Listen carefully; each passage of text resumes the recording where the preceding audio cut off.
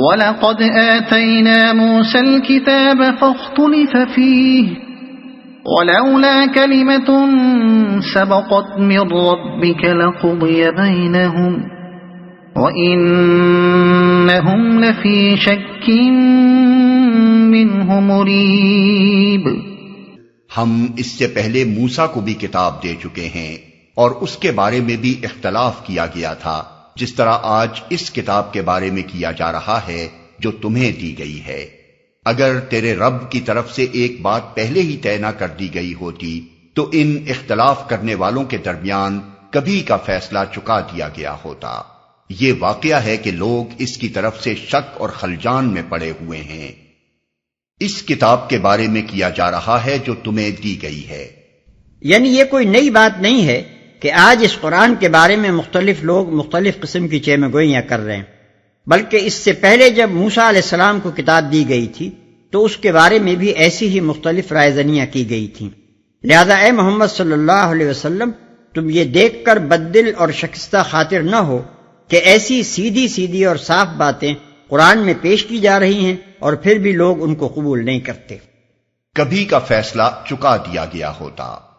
یہ فقرہ بھی نبی صلی اللہ علیہ وسلم اور اہل ایمان کو مطمئن کرنے اور صبر دلانے کے لیے فرمایا گیا ہے۔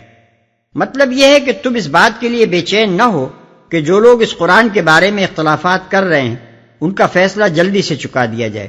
اللہ تعالیٰ پہلے ہی یہ طے کر چکا ہے کہ فیصلہ وقت مقرر سے پہلے نہ کیا جائے گا، اور یہ کہ دنیا کے لوگ فیصلہ چاہنے میں جو جلد بازی کرتے ہیں اللہ فیصلہ کر دینے میں وہ جلد بازی نہ کرے گا۔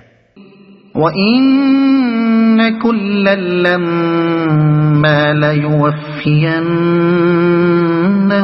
رَبُّكَ أَعْمَالَهُمْ إِنَّهُ بِمَا يَعْمَلُونَ خَبِيرٌ فَاسْتَقِمْ كَمَا أُمِرْتَ وَمَنْ تَابَ مَعَكَ وَلَا تَطْغَوْا إِنَّهُ بِمَا تَعْمَلُونَ بَصِيرٌ۔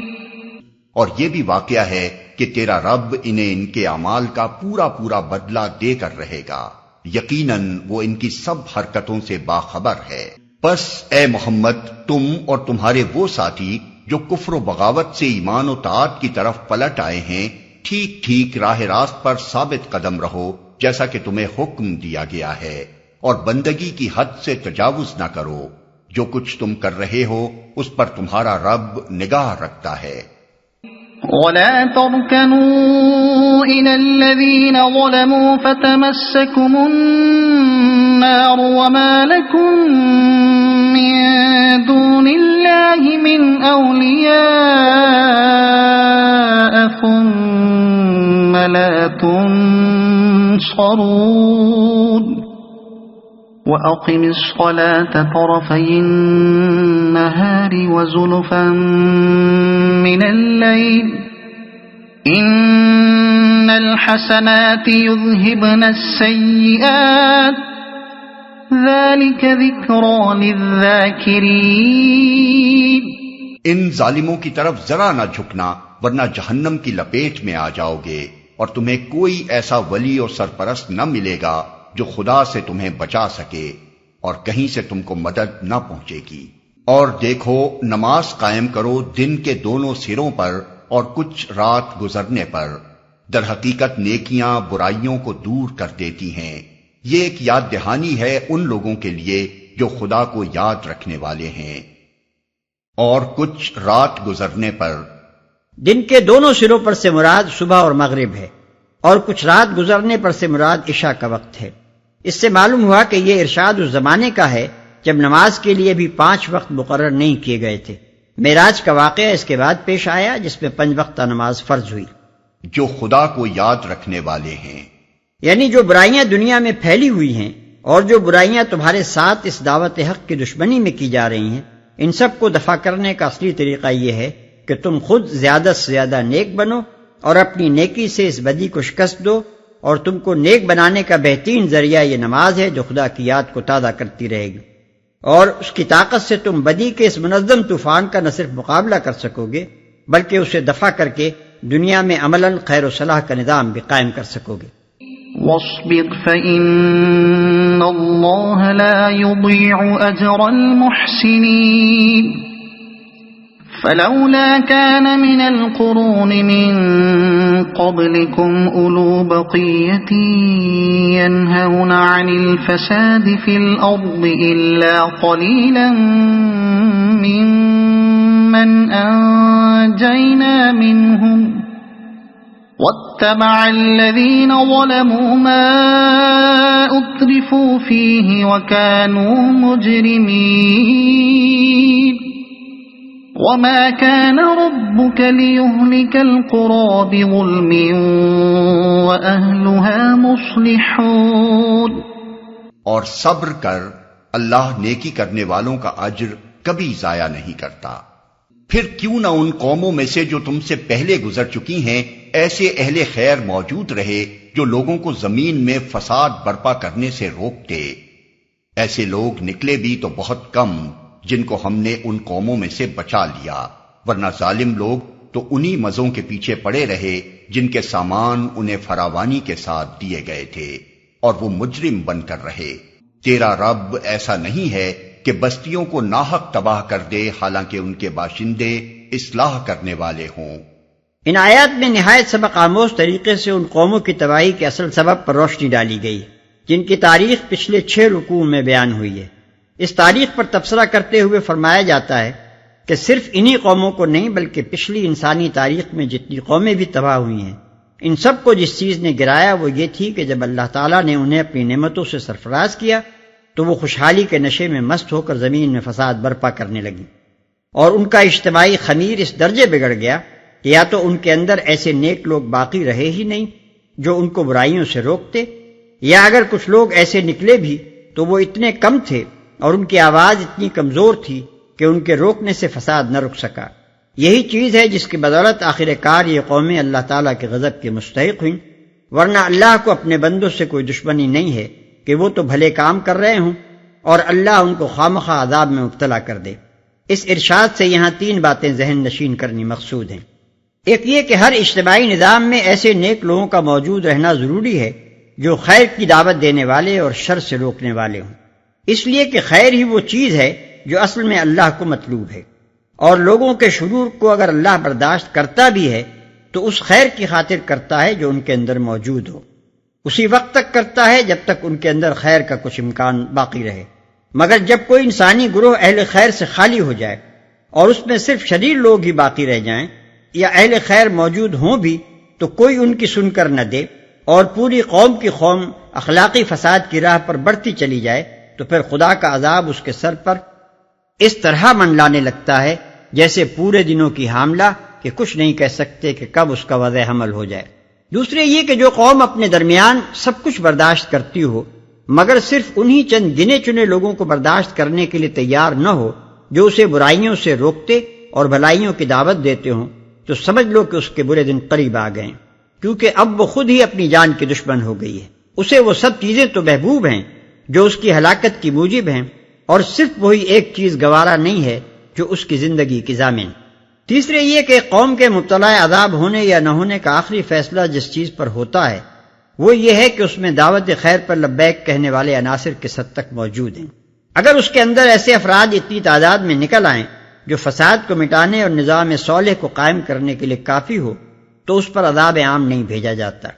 بلکہ ان صالح عناصر کو اصلاح حال کا موقع دیا جاتا ہے. لیکن اگر پہم سعی و جہد کے باوجود اس میں سے اتنے آدمی نہیں نکلتے جو اصلاح کے لیے کافی ہو سکیں اور وہ قوم اپنی گوشت سے چند ہیرے پھینک دینے کے بعد اپنے طرز عمل سے ثابت کر دیتی ہے کہ اب اس کے پاس کوئلے ہی کوئلے باقی رہ گئے ہیں تو پھر کچھ زیادہ دیر نہیں لگتی کہ وہ بھٹی سلگا دی جاتی ہے جو ان کوئلوں کو پھونک کر رکھتے. وَلَوْ شَاءَ رَبُّكَ لَجَعَلَ النَّاسَ أُمَّةً وَاحِدَةً وَلَا يَزَالُونَ مُخْتَلِفِينَ إِلَّا مَن رَّحِمَ رَبُّكَ وَلِذَلِكَ خَلَقَهُمْ وَتَمَّتْ كَلِمَةُ رَبِّكَ لَأَمْلَأَنَّ جَهَنَّمَ مِنَ الْجِنِّ الجنة والناس أجمعين. بے شک تیرا رب اگر چاہتا تو تمام انسانوں کو ایک گروہ بنا سکتا تھا، مگر اب تو وہ مختلف طریقوں کی پر چلتے رہیں گے، اور بے راہ رویوں سے صرف وہ لوگ بچیں گے جن پر تیرے رب کی رحمت ہے. اسی آزادی انتخاب و اختیار کے لیے ہی تو اس نے انہیں پیدا کیا تھا،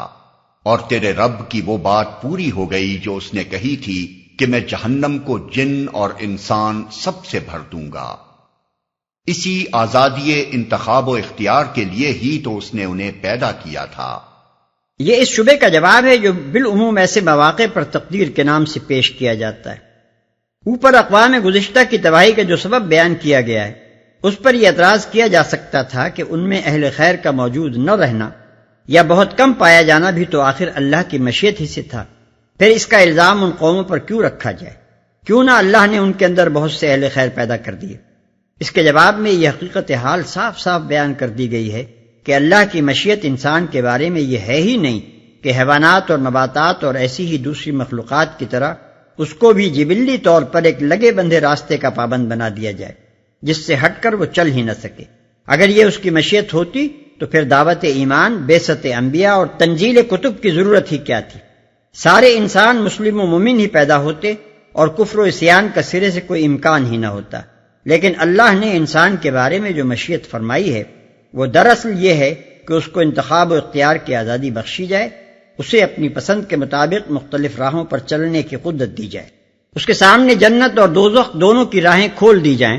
اور پھر ہر انسان اور ہر انسانی گروہ کو موقع دیا جائے کہ وہ ان میں سے جس راہ کو بھی اپنے لیے پسند کرے اس پر چل سکے، تاکہ ہر ایک جو کچھ بھی پائے اپنی سعی و کسب کے نتیجے میں پائے. بس جب وہ اسکیم جس کے تحت انسان پیدا کیا گیا ہے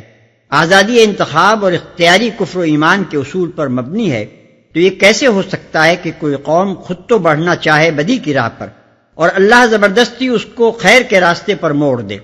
کوئی قوم خود اپنے انتخاب سے تو انسان سازی کے وہ کارخانے بنائے جو ایک سے ایک بڑھ کر بدکار اور ظالم اور فاسق آدمی ڈھال ڈھال کر نکالیں، اور اللہ اپنی براہ راست مداخلت سے اس کو وہ پیدائشی نیک انسان مہیا کر دے جو اس کے بگڑے ہوئے سانچوں کو ٹھیک کر دیں. اس قسم کی مداخلت خدا کے دستور میں نہیں ہے. نیک ہو یا بد، دونوں قسم کے آدمی ہر قوم کو خود ہی مہیا کرنے ہوں گے. جو قوم بحیثیت مجموعی بدی کی راہ کو پسند کرے گی، جس میں سے کوئی معتد بے گروہ ایسا نہ اٹھے گا جو نیکی کا جھنڈا بلند کرے، اور جس نے اپنے اجتماعی نظام میں اس امر کی گنجائش ہی نہ چھوڑی ہوگی کہ اصلاح کی کوششیں اس کے اندر پھل پھول سکیں، خدا کو کیا پڑی ہے کہ اس کو بزور نیک بنائے؟ وہ تو اس کو اسی انجام کی طرف دھکیل دے گا جو اس نے خود اپنے لیے انتخاب کیا ہے. البتہ خدا کی رحمت کے مستحق اگر کوئی قوم ہو سکتی ہے تو صرف وہ جس میں بہت سے افراد ایسے نکلیں جو خود دعوت خیر کو لبیک کہنے والے ہوں، اور جس نے اپنے اجتماعی نظام میں یہ صلاحیت باقی رہنے دی ہو کہ اصلاح کی کوشش کرنے والے اس کے اندر کام کر سکیں. وَكُلًّا نَقُصُّ عَلَيْكَ مِنْ أَنبَاءِ الرُّسُلِ مَا نُثَبِّتُ بِهِ فُؤَادَكَ وَجَاءَكَ فِي هَذِهِ الْحَقُّ وَمَوْعِظَةٌ وَذِكْرَى لِلْمُؤْمِنِينَ. وَقُلْ لِلَّذِينَ لَا يُؤْمِنُونَ اعْمَلُوا عَلَى مَكَانَتِكُمْ إِنَّا عَامِلُونَ وَانتَظِرُوا إِنَّا مُنتَظِرُونَ.